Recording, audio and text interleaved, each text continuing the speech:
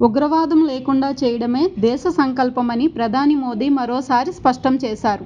ఉగ్రవాదుల అణిచివేతకు సాయుధ దళాలకు పూర్తి స్వేచ్ఛ ఇస్తున్నట్లు ప్రకటించారు. భారత సైన్యంపై పూర్తి నమ్మకం ఉందని పేర్కొన్నారు ప్రధాని మోదీ.